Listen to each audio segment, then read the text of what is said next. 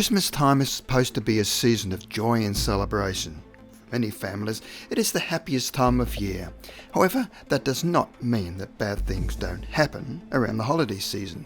Today we'll be exploring unsolved mysteries related to murder, disappearances, and even the paranormal. These are 5 disturbing unsolved Christmas mysteries.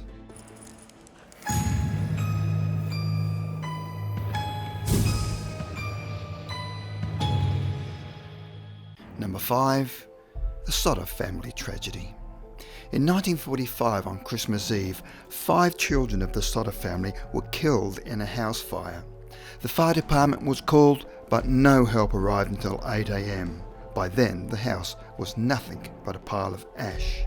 The family assumed all the children had died. However, on Christmas Day, when they searched the home, no bodies were found. Some suggested that the bodies had been cremated.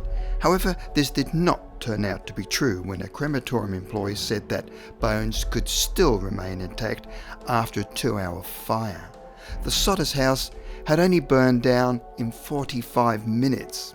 On inspecting the house, it was discovered that wiring had been cut and was not found to be faulty as expected.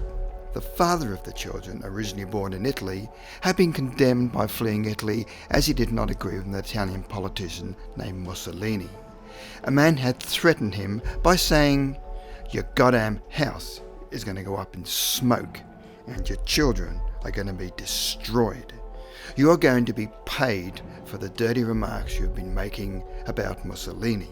Strangely enough, just before the Christmas fire, a car could be seen parked near their house with a man inside watching the children. Years later, one of the family members received a letter with no return address. In the envelope was a photograph of a young man in his 20s. The young man bore a striking resemblance to Louis Sodder, one of the children who was thought to have died in the fire. Sylvia Sodder, the only remaining family member, doesn't believe her siblings died in that fire. No further clues have been found. Was the Sodder family targeted for their political views? Number 4. The Pleasant Valley Memorial Park Jane Doe.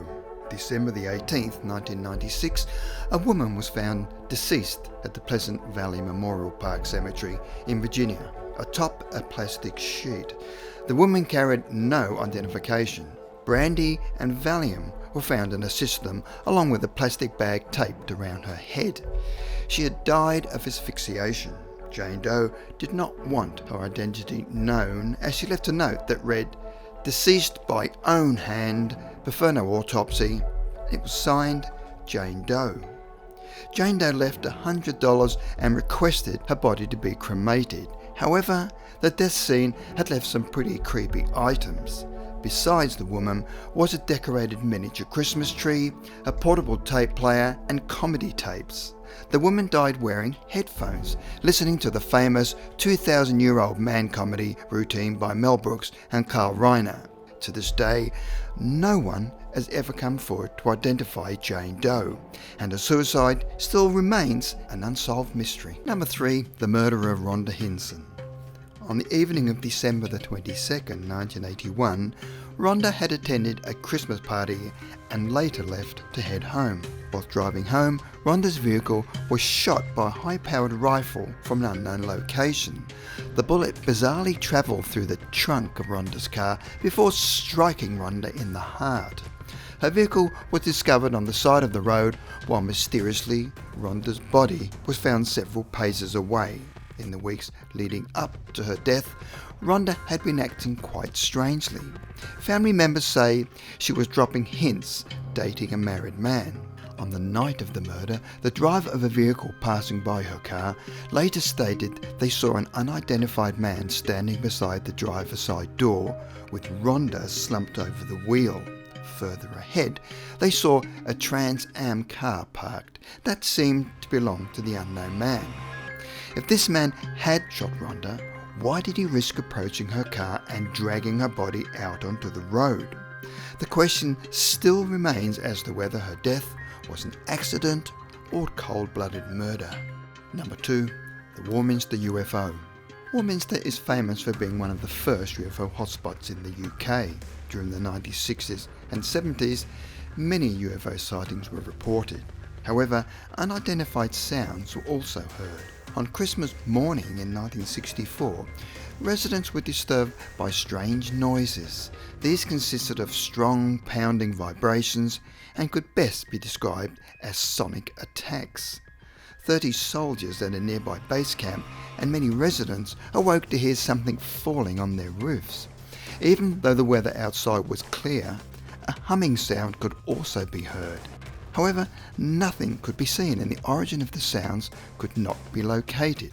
One frightening incident involved a woman named Marjorie By who was walking home from church when a loud vibration sound knocked her over, rendering her unable to move. By stated she felt like she was pinned down to the ground by invisible fingers of sound. The following year, numerous report incidents of strange unexplicable sounds were in Warminster, and the sounds were eventually nicknamed The Thing. By the summer of the following year, witnesses started reporting unidentified flying objects in the sky. Warminster garnered a ton of publicity after a photograph of a flying saucer was published in the newspapers. UFO enthusiasts started flocking to the town, but the hype eventually died down. Were these unidentified sounds related to these UFO sightings? No one has ever been able to explain the mysterious sounds on Christmas in 1964. Number 1. The Nikole Betterson disappearance. In 1977, Nikole Betterson's parents were involved in a car crash which tragically killed her mother. It wasn't long before her father met a new partner by the name of Barbara. It was around Christmas time when the new couple announced to family members they were getting married and moving to a new home with Nicole. However, they did not give them their address or tell them the location of their new house. The Patterson family were never heard from again. Almost 20 years later, the remaining family members decided to hire an investigator to look into the disappearance of Nicole's family. The investigator managed to track down the couple in Las Vegas. However, Nicole was nowhere to be seen. The couple had been collecting Social Security benefits for parents with deceased children. Nicole seemed to have died in 1977 when the family moved away. Soon police got involved and the couple promised to tell them the whole story. However, on the 20th anniversary of Nicole's disappearance around Christmas, the father pulled a gun on his wife Barbara, but then shot himself. Before Barbara's death, she mailed a letter to family members apologising for everything she had done, but still did not provide information on the whereabouts of Nicole. If Nikole Betterson were alive today, she'd be 39 years old.